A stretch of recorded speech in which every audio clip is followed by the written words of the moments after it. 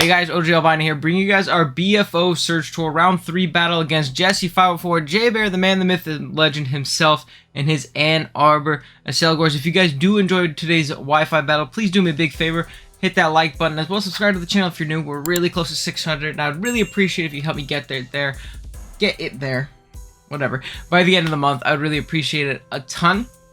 And definitely go check out J-Bear in the description below. I know he's uploading his run as well, and he makes great content. He's a great player, and we obviously have our work cut out for us, because the way these tours work is if we go 1-0, we're put into a pool against other people who are 1-0. So last week when we played Shadow Stitch, he had won his first game as well. Obviously we won our first game, we won our second game, so we're in the 2-0 pool right now. So that means everybody playing in this pool has been having good success with their team, so the games only get harder and harder from here on out.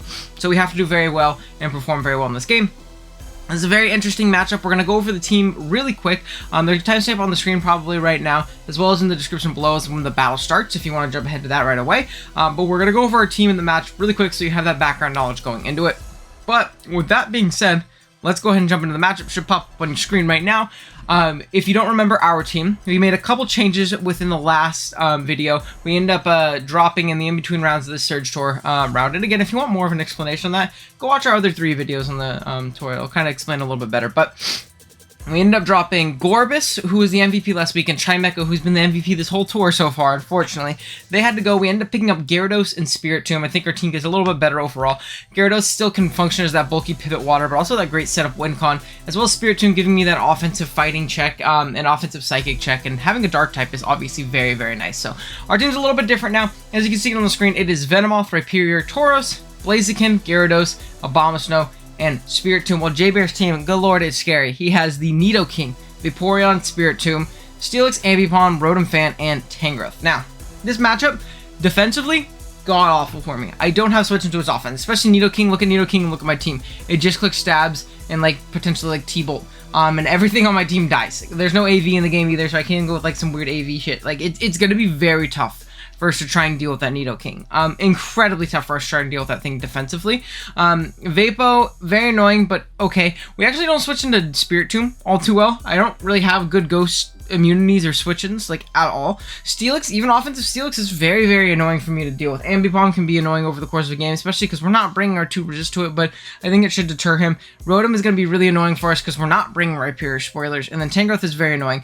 He has great checks to, like, an offensive DD Gyarados, which is so unfortunate. The first week we pick it up, DD really isn't that good here. I was toying around with, like, a taunt set, but then we really still don't beat Vaporeon because we still kind of need sub. We need Ice Fang for the Tangrowth. We can't really break through Vaporeon, even if we are, what do you call it, taunt DD, because we're just going to get burned, and Ice Fang's going to bounce. He's going to 1v1 us very easily.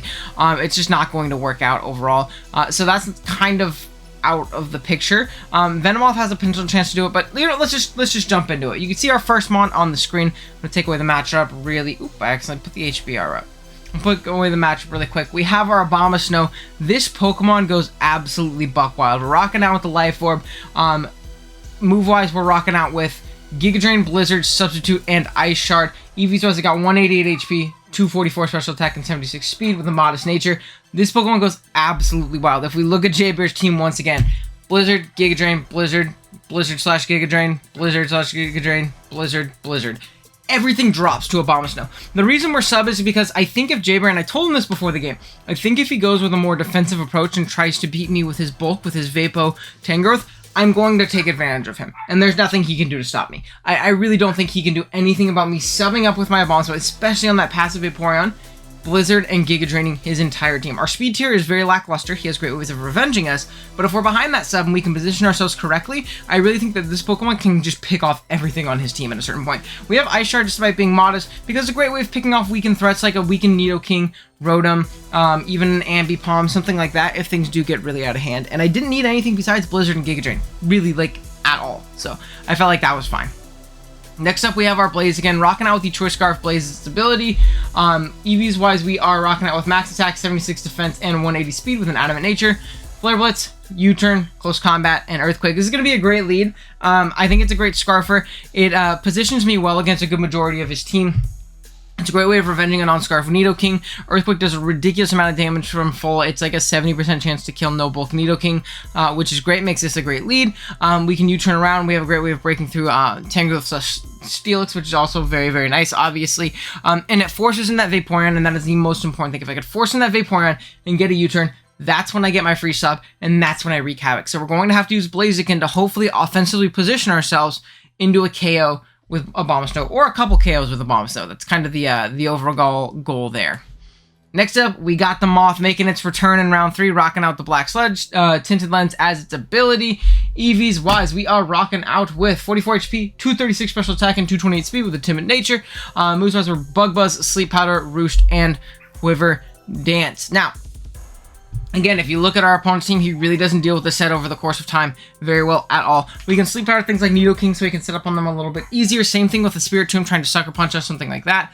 Same thing with the Steelix trying to roar us out or something like that. We can Quiver Dance up, and once things are chipped, especially if we use a ABOMASNOW correctly, or especially if we use a Blaziken correctly, we can come in, Sleep Powder something, Quiver up, and then go to town. At least that's the plan. We have Black Sludge to kind of offset fake out shuffling from Ambipom to an extent to where I don't think it'll really be able to revenge us unless we get super, super low.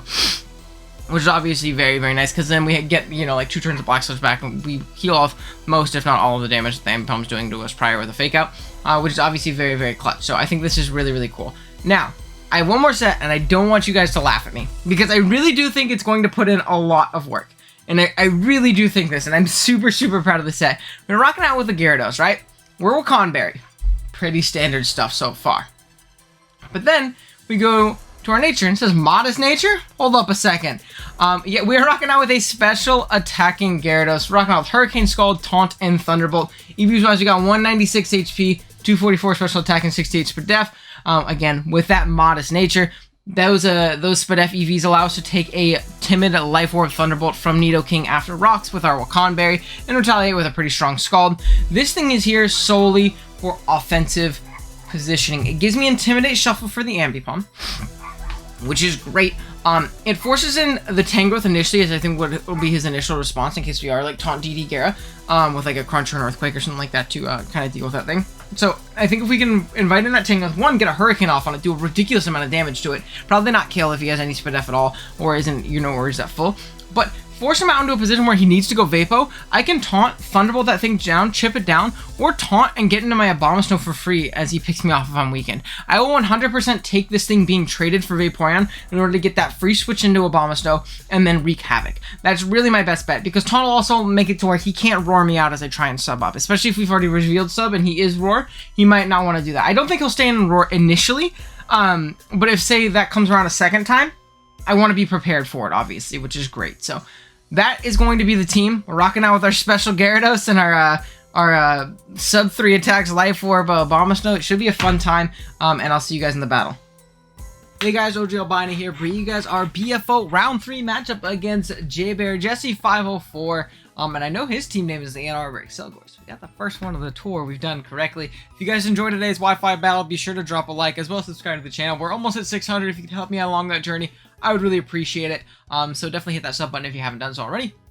Yeah, we're bringing a pretty interesting team here. We're playing J-Bear like really early in the week. This is Monday. So the first day that matchups are out, we are playing J-Bear. And this matchup is very weird. I have a especially offensive Taunt 3 attacks Gyarados, which is our first pickup. But I'll talk about that in the team builder, which I guess I shouldn't have done a whole spiel, I guess, if I was doing that. But we have a Taunt especially offensive Gyarados, which actually does really well here. We have a Choice Scarf Blaziken, a Life Orb 3 attacks ABOMASNOW, which goes absolutely buck wild on this team. And then we have a Quiver Dance, Mono Bug Buzz, Sleep Powdering Venomoth, which also does ridiculously well. We just Sleep Powder and then we Quiver Dance up and we actually win the game with the team that he brought. So that's actually going to be really clutch. Okay, so we see the team that he brought. He brought Nido, Tang, Vapo, Rotom. Now, I think my initial lead is always going to be Blaziken. Because Blaziken, the only thing he has that can consistently switch on Blaziken is the Pokemon that ABOMASNOW gets a free sub off on, and that's how we bully his team. So, good luck off to J-Bear. Hopefully we can play offensively enough to do the damn thing. I'm definitely nervous, though. We see Squish come out. Which, honest to God, Nidoking. Let's see. How much do we do to Nidoking? We are adamant. We have a very good shot. Oh my gosh, my HP bar is not correct. Let's move that down and move it over a little bit. I think that's okay. I think I'm actually going to click Earthquake pretty darn freely. He is going to stay in. He is not Shuka. This is a 70% chance to KO, and down it goes. Thanks, J-Bear. I appreciate that, big dog. I appreciate it. I really do. Awesome. So now we do have to contend with this thing, which is not good. But we'll see what we can do. What do we want to switch Hard Out into? I think I'm actually going to go Venomoth. Yeah, I think I'm actually going to go Venomoth because I can Sleep Powder him. I'll take one Air Slash, and we'll go from there. I really hope this isn't sub. Air Slash, that's fine. Oh, golly. That did a ridiculous amount of damage. I think I always just Sleep Powder here. He's Scarf. That's tough. Okay, that's fine though. Because we quite literally always go Gyarados. Ooh, I do not like him being Scarf. I'm gonna go Gyarados though. And I'm just gonna Scald. Yeah, I'm just gonna Scald. This thing is scary, actually. I didn't think you'd bring this when I have a Rhyperior. I really didn't think you'd bring this when I have a Rhyperior. I'm just gonna Scald here. I guess it makes sense that he's scared of DD Gyara. But Caleb comes out. That is fine. I'm quite literally just going to Scald. And then I'm gonna drop a Hurricane on his fucking face. Burn? Yeah, baby. Yeah, baby. That's that special Gyara, baby. Let's drop that Hurricane on him. Let's drop that Hurricane on him. Come on, hit. We missed. Hog. Power Whip. Okay, that did nothing. He's perked. Cool. So I think my endgame is staying in with this until I lock him into Thunderbolt. Then I get into my Abomasnow, I sub up, and then I win the game. I think that's really it. I don't think that there's... Alright. We'll be right back. Alrighty, we are back. We have recreated everything. Hopefully we don't run out of timer. That would suck. But I'm just gonna Hurricane here. Just gonna Hurricane here. Now I got a little bit more damage off on him, which was nice. But yeah, this is clutch. Because if he goes into this thing, and I miss again, J-Bear moment, I'm just gonna Scald it, because if he Thunderbolts, I'm not in an awful position. I'm really not in an awful position. An Air Slash. See? That's fine. We're gonna Scald. Give me a burn. No burn.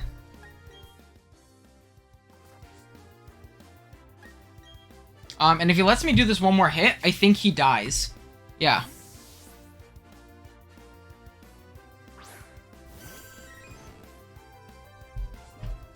So he's gonna go into this, and I think what I do initially is I taunt. We're gonna taunt this thing. It's not gonna be able to pass wishes. And I need to get into my Abomasnow, and I need to get sub up. That's my way of winning this game. And then we're gonna Thunderbolt.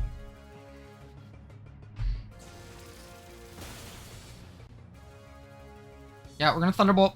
It's gonna Scald. It's fine. We're definitely in range of a Rotom now.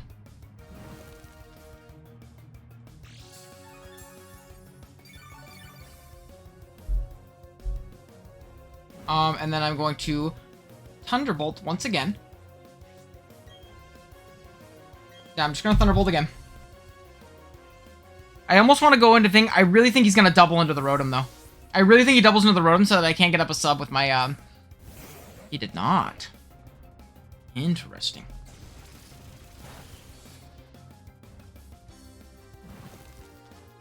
And then I'm just going to Hurricane here, I think. No, I just Scald. I Scald always, because I don't want to let that, what do you call it? That Rotom in for free. I want to snag a burn on it if he tries to pivot out into it. Yep. Do not want to allow that to happen. That is best case scenario. He goes into this. This is fine. Gonna... Yeah. I'm once again just gonna Scald. I'm not worried about him wishing. I'm not worried about him wishing. I'm gonna Scald so he doesn't get the free switch into the Rotom. Just kill me. Just kill me. Come on, knock me out. Knock me out, knock me out, knock me out, knock me out. Let me into Obama. Let me into ABOMASNOW. I want in. We're gonna swap in, and we're gonna sub. Very freely. The Snow Orange is gonna pop, which means we should be able to sub and Giga Drain and Blizzard the whole squad. As he should. Let's go. Okay, perfect. We're gonna sub here. So he's Wish Tech Scald, 4th move. Yobo? Does it get Roar this gen? Does it get Roar? Maybe I should have calced for that. Vapo. Does it get Roar? It does get Roar. That's unfortunate, but we'll be able to heal it off. Now, Giga Drain. We're gonna Giga Drain it all off. And be in a phenomenal position. If he's not Roar, I think we literally just win the game. So we'll see. Now, we should be faster than a non-invested Vaporeon anyways, but that is a 2-hit KO. If I've ever seen one. Just do not roar me. Please do not roar me. Let's go! Okay, perfect. Perfect, perfect, perfect, perfect. He's gonna get buffeted by Hail, and we just Giga Drain once again, and we're in a good spot. And we're in a good spot. We'll Giga Drain.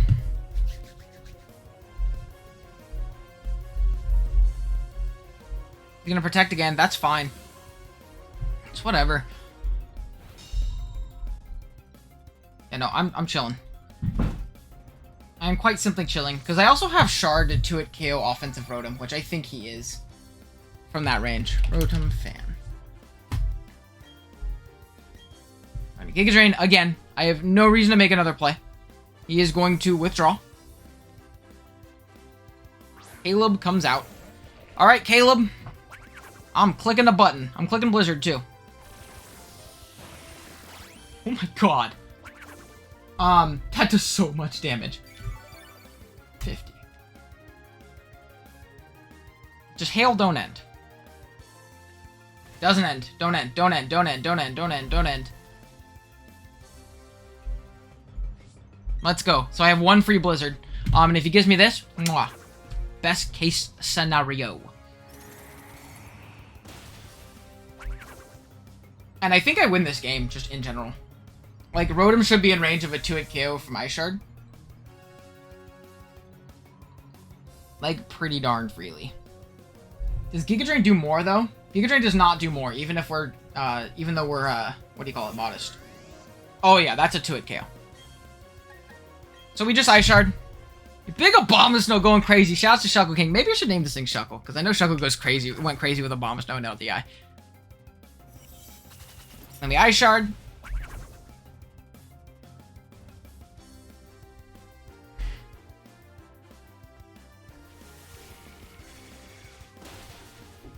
Yeah.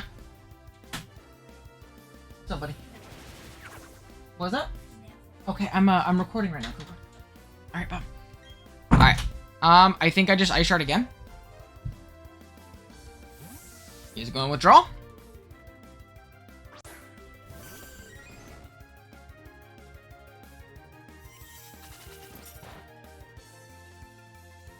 And I think I Giga Drain. Yeah, I think I Giga Drain, and I'm fine. Because I can't let him wish. Wait, no, or I sub? No, it's never my play to do that. I always Giga Drain here. I always Giga Drain here. Because I can't let him wish up, and then miss a Blizzard, and him get a free switch into his Rotom. So I think I'm okay here. Rotom fan, does it Oko my Blaziken too? Oh god, has a good chance to. What about my ABOMASNOW? How much does it do? 138, I'm at 138, I'm at 138. I guess it's a roll from 138.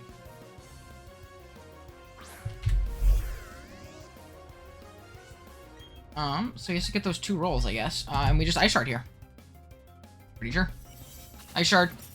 Bam. And we knock him out, and ABOMASNOW is gonna grab a clean sweep there. ABOMASNOW picking up them all. He did it all himself.